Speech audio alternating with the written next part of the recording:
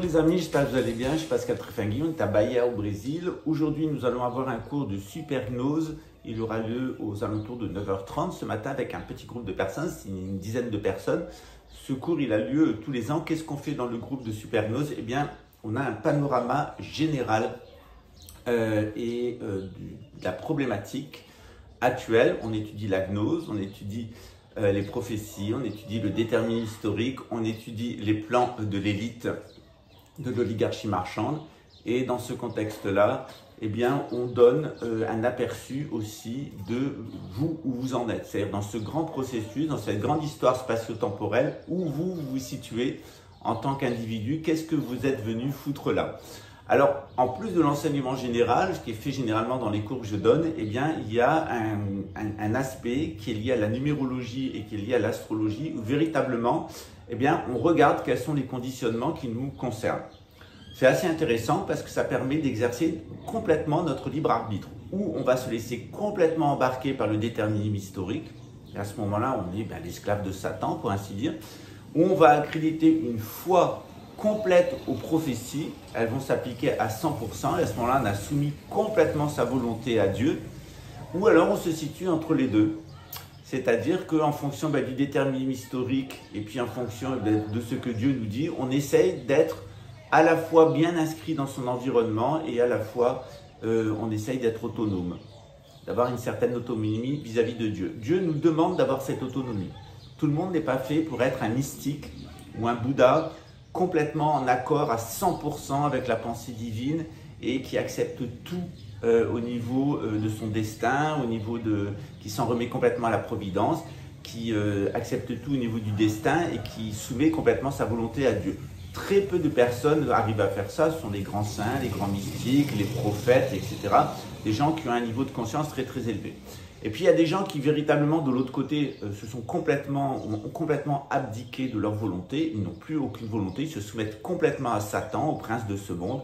Ils vont faire tout ce que demande la société. Jacques a dit, ils vont faire. Jacques a dit, crève, ils crèveront. Jacques a dit, implante-toi, ils t'implanteront. Jacques a dit, sois immortel et fais partie de l'élite, ils feront partie de l'élite. Ils feront exactement ce que leur demandera Satan. Alors pour Satan, certaines personnes sont intéressantes et d'autres ne le sont pas. Et donc, si vous avez de la valeur pour Satan, croyez-moi qu'il va faire ce qu'il faut pour vous.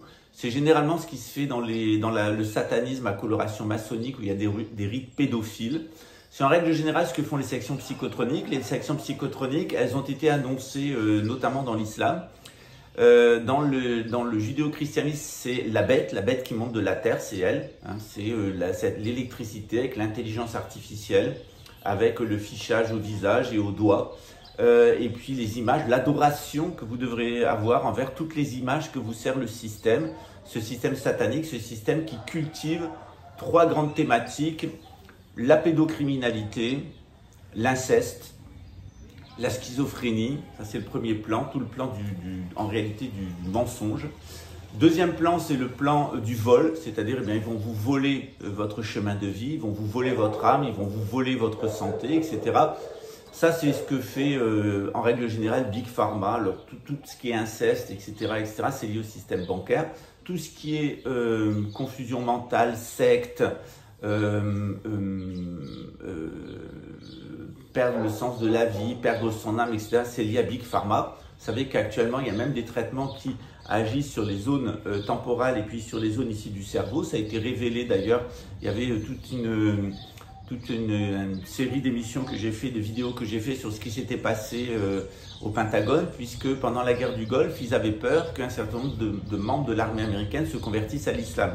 Et pour empêcher ça, eh bien, ils ont donné des substances aux soldats américains pour invalider, incapaciter leurs fonctions cérébrales qui sont impliquées dans la croyance religieuse et l'empathie. On voulait des soldats qui ne croient pas en Dieu, et on voulait des soldats qui n'aient aucune empathie envers les autres pour pouvoir mener efficacement cette guerre en Irak et déposséder le peuple irakien de ses ressources pétrolières et y générer un chaos atomique, civil et chimique, un immense chaos, et y imposer des groupes armés comme ceux de Daesh. L'Irak est complètement maintenant dans une zone de chaos. Ils ont accusé le peuple irakien de crimes qu'il n'avait pas commis. Saddam Hussein n'était pas impliqué dans les attentats du 11 septembre. Et puis ils ont laissé derrière eux un immense chaos social avec des chefs de guerre qui ont une interprétation complètement farfelue et violente et haineuse de l'islam, qui tuent des chrétiens, qui tuent des chiites, qui tuent des juifs, etc. Ce qui est interdit par le Coran, normalement, par la religion musulmane. Et puis ils ont laissé derrière eux une poubelle chimique, ils ont laissé une poubelle atomique, puisque toutes leurs armes étaient fabriquées avec des résidus atomiques légèrement radioactifs, parce que ça perce les blindages. Donc l'Irak est devenu une poubelle atomique, une poubelle chimique, une poubelle génétique et une espèce de poubelle généralisée de la confusion mentale. Les gens ne sont pas heureux en Irak, leur pays a été détruit. Regardez ce qu'était l'Irak au temps de Bagdad, la civilisation de Bagdad, la belle ville de Bagdad en cercle. Regardez ce qui en a été fait sous l'influence occidentale par le Shah d'Iran, qui est allé chercher tous les résidus de l'empire médo-perse et babylonien, surtout babylonien, à l'intérieur des ruines archéologiques. Et puis comment tout ça a été abattu, aussi bien en Iran qu'en Irak. Il y avait un roi d'Irak et puis il y avait le Shah d'Iran en Iran. C'est le même problème de deux côtés. Le Shah d'Iran, il a laissé la place à une timocratie. Et puis la royauté en Irak a laissé la place à une démocratie qui elle-même a laissé la place à une tyrannie, puisque Saddam Hussein était un tyran. Et actuellement, eh bien, il n'y a plus de civilisation en Irak. L'Irak est un chaos social. On est dans du semi-nomadisme, de la semi-sédentarité. Il n'y a plus de civilisation. Tout y est parodique. C'est généralement ce qui se passe dans ce processus édomite, c'est-à-dire c'est l'arrivée de la confusion à tous les niveaux, de la destruction. Et les gens ne sont plus en bonne santé mentale, les gens ne sont plus en bonne santé physique. Tout ça, c'est lié à Big Pharma. Après, il y a aussi un problème de cannibalisme, généralement. Ce problème de cannibalisme, il est provoqué par la volonté de s'enrichir excessivement et de déposséder autrui. C'est un extraordinaire processus de dépossession. Et ce processus de dépossession, il va aller déposséder autrui et l'assassiner. Généralement, dans les religions du livre, on nous dit, eh bien, aimez-vous les uns les autres et ne faites pas aux autres ce que vous ne voudrez pas qu'on vous fasse. Eh bien, dans l'édomisme, c'est haïssez-vous les uns les autres et faites faites le mal aux autres que vous ne voudrez pas qu'il vous arrive. Voilà, ça vous explique tous les rituels sataniques. Tous les rituels de la modernité sont des rituels sataniques. C'est des gens qui se réjouissent, par exemple, qu'il y ait la guerre actuellement en Ukraine, parce qu'ils préfèrent que ça soit en Ukraine que chez eux. Et ils savent que dans le cadre du nationalisme, il y a toujours des abcès de fixation comme ça. On est passé par ça plusieurs fois en France. Ça fait 720 ans qu'on vit un problème de nationalisme. Ça a commencé en France.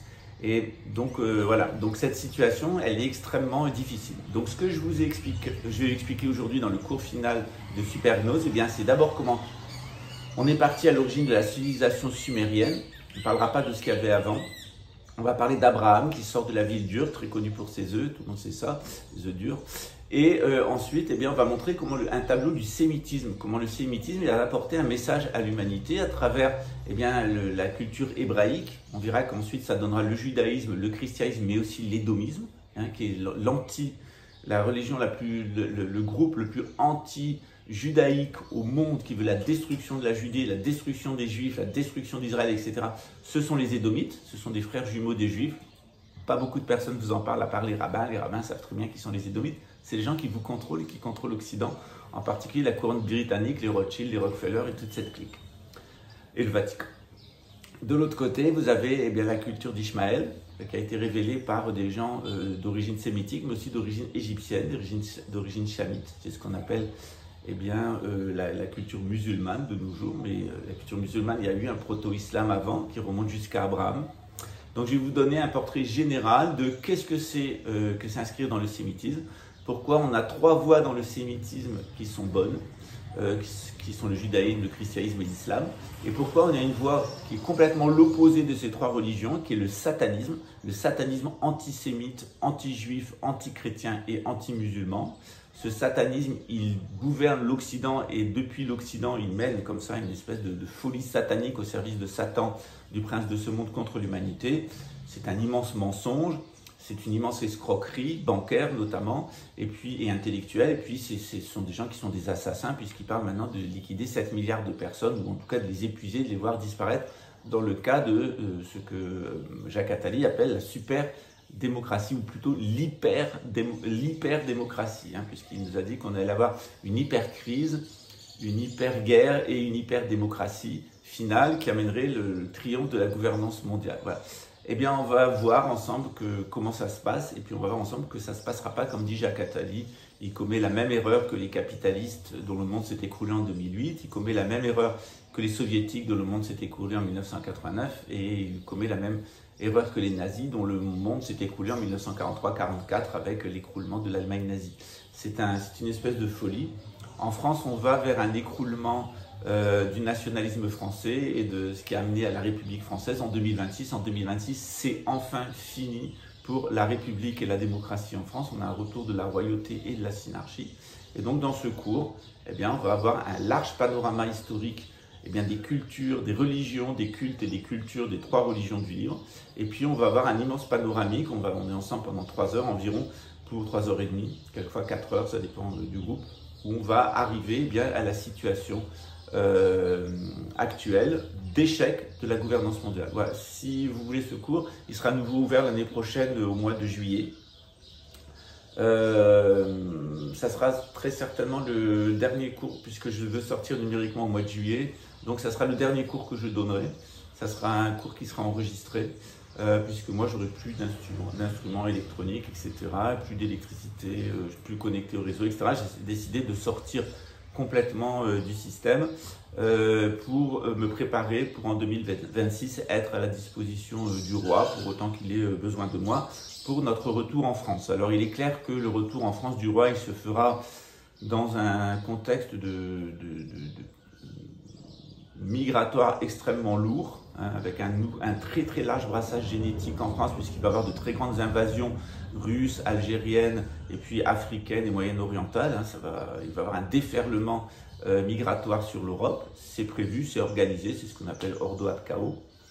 On aura de très très gros problèmes au niveau de la chimie, avec des explosions de centrales chimiques, de groupes chimiques, notamment à Lyon, etc. La France va être complètement dévastée par la chimie, puis on aura eu la 3e guerre mondiale.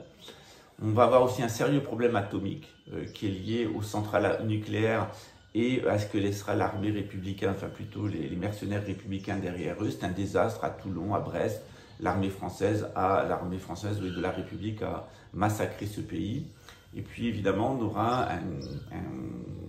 en plus de problèmes de confusion mentale, en plus de problèmes chimiques, en plus de problèmes génétiques, donc un problème mental, un problème chimique, un problème nucléaire, un problème génétique, mais on aura quand même un problème général de pouvoir, et particulièrement lié à l'argent, et on va mettre au moins 3 ans jusqu'en 2029 pour arriver à voir clair dans les finances de la France, et puis arriver avec une nouvelle monnaie, avec un nouveau louis d'or, arriver à reconstruire une économie, arriver à nettoyer notre pays, arriver à rechristianiser les personnes qui se seront installées en France, et c'est un très très lourd travail qui nous attend. Alors peut-être j'en serai, peut-être j'en serai pas, ça sera selon la volonté de Dieu. Je suis un petit peu paresseux de nature, donc j'aimerais ne pas en être, voilà. Et donc voilà, c'est pour ça que je fais jamais trop d'efforts pour me défendre non plus, parce que je me dis avec un peu de chance ils vont arriver à me tuer, et comme ça le boulot est terminé. Le boulot est terminé, je rentre à la maison. Voilà, c'est quand même pas très agréable de vivre sur Terre, c'est quand même pas très agréable de vivre avec les êtres humains. On est vraiment dans l'humanité actuelle où il y a autant de goïms, où il y a autant d'animaux humains, où la plupart des êtres humains n'ont pas de connexion avec Dieu, n'ont pas d'empathie envers les autres. C'est quand même une situation où c'est assez difficile de vivre avec des animaux qui ressemblent à des êtres humains, mais qui ont un comportement complètement de reptiles. C'est-à-dire qu'ils sont froids, ils sont calculateurs, ils sont intéressés et ils aiment embobiner les autres. La dernière confrontation entre Lula et Bolsonaro dans le débat présidentiel, elle est classique d'ailleurs de ces hommes animaux. Les deux ont passé leur temps à s'accuser de menteurs et de voleurs. Faut dire que même si je préfère le programme de Lula au programme de Bolsonaro, le programme de Lula c'est le programme de Davos. Donc c'est de faire de l'Amérique du Sud une nouvelle Union européenne et puis l'amener au désastre comme l'Union européenne. Au début ça a des avantages, à la fin la facture sera terrible. Voilà. Alors en attendant on espère que le nouvel ordre mondial aura été détruit. Mais c'est quand même assez pathétique. De toute façon au Brésil c'est toujours cette comédie-là. Au Brésil, les gens passent leur temps à se mentir et au Brésil, les gens passent leur temps à se voler. C'est un sport national. Et la personne qui vous a menti, la personne qui vous a volé, c'est elle qui va vous accuser d'être un menteur et un voleur. Vous voyez à peu près le niveau. C'est-à-dire qu'ici, il y a beaucoup d'édomites parce qu'il y a une grosse immigration italienne, polonaise, ukrainienne, etc. Mais c'est le noyau quand même du problème ici au Brésil, c'est les Italiens, les édomites. Il y a une population d'hommes animaux ici qui est assez importante. C'est elle qui porte préjudice au pays. Je ne sais pas si je souhaite beaucoup de chance au président Lula, mais je pense qu'à terme, il faudra quand même trouver le moyen d'identifier les gènes néandertaliens chez les hommes animaux, puis arriver à les neutraliser. Généralement, nous, on l'a fait avec nos religions, et je pense que maintenant, avec les progrès de la science, il serait très temps maintenant de trouver un traitement génique pour détruire les gènes néandertaliens dans l'homme, qui va lui enlever plein de choses, qui va lui enlever la propension à la violence, la propension aux maladies mentales, notamment la schizophrénie, et puis cette capacité à voir toujours tout à l'envers, d'un point de vue égocentrique. Peut-être que aussi dans les thérapies géniques, il y a un avenir pour soigner l'humanité d'elle-même, en particulier la soigner des gènes néandertaliens. C'est principalement ces peuples qui ont beaucoup de gènes néandertaliens qui ont fait le plus de mal dans l'histoire du monde. Et ces gènes néandertaliens, d'ailleurs, sont les gènes des édomites. Voilà. Donc, si vous êtes intéressé, si vous avez pris le cours, eh bien, il va commencer à 9h30. Et puis, si vous êtes intéressé, ben, ça sera l'année prochaine. Ça sera le dernier cours que je donne, un cours de super gnose. Il y a encore des places dans le cours de gnose 1 et il y a encore des places dans le cours de gnose chrétienne. Donc, si vous voulez vous inscrire, n'hésitez pas, c'est dessous. Comme vous avez vu, notre grosse chaîne, elle a été strikée. Ça vient de Luxembourg. En réalité, Luxembourg a une seule stratégie maintenant parce que les Luxembourgeois sont effrayés. Les Luxembourgeois vont plus avoir de système bancaire, ils vont plus avoir d'argent. Donc ils vont crever tout simplement après avoir vendu toute l'Europe, d'avoir organisé la faillite des États-nations. Donc les Luxembourgeois ont une très très grosse inquiétude, c'est surtout ça. C'est la faillite du secteur bancaire et de quoi ils vont vivre. Donc Luxembourg m'attaque toujours au niveau des finances. D'ailleurs, ils me doivent encore plein d'argent. Les Luxembourgeois sont un peuple de menteurs, de voleurs et d'assassins, comme tout le monde le sait, parce qu'il y a là une très grosse concentration d'édomites. Ce qui sauve la chose, c'est le grand-duc, qui est un descendant de Jésus et qui apporte la tradition sémitique. Mais les Luxembourgeois en eux-mêmes, c'est un peuple d'édomites, c'est un peuple de malades mentaux, de crétins, tout juste capables d'aller au cul des vaches et de travailler dans des usines comme des esclaves. Ce sont des hommes animaux. Mais il y a quand même une élite, et cette élite, jusqu'à présent, elle a bien travaillé. Hélas, tous ces hommes animaux sont dans la police, dans l'armée, dans la section psychotronique, ils vont être détruits et éliminés. Leur deuxième question, c'est qu'est-ce qu'ils vont, donc la question des finances, de quoi ils vont vivre de rien parce que c'est fini le secteur bancaire. Et puis leur deuxième question, c'est est-ce qu'ils vont pouvoir rester à Luxembourg parce que c'est une grosse inquiétude qu'ils ont. Et donc, ils me mettent toujours en stress par rapport à l'endroit où je vais vivre. Mais moi, j'ai une nouvelle à donner aux Luxembourgeois. Ce qui vous arrive, c'est ce que vous avez fait à Camille Colbert, en particulier la section psychotronique. Vous allez vous faire égorger. Vous allez vous faire déposséder votre cadavre encore chaud. Vous allez vous faire raser votre pays et d'autres viendront y habiter et s'y sentiront bien. Voilà, donc on dit au revoir aux hommes animaux. Je vois, je sens l'extinction de l'homme animal. Ah ouais, à tout à l'heure pour le cours. Ciao, puis n'hésitez pas à me contacter si vous voulez du tarot, si vous voulez de l'astrologie, etc., etc. On reprend la chaîne, on reprend une des chaînes, les actualités synarchiques à zéro. Ça permet d'avoir un nouveau public. Donc n'hésitez pas à publier sur vos Facebook, sur vos Instagram, etc., etc., à faire connaître cette nouvelle chaîne. Elle a déjà pris 200 abonnés en un jour d'ouverture. À très bientôt. Ciao.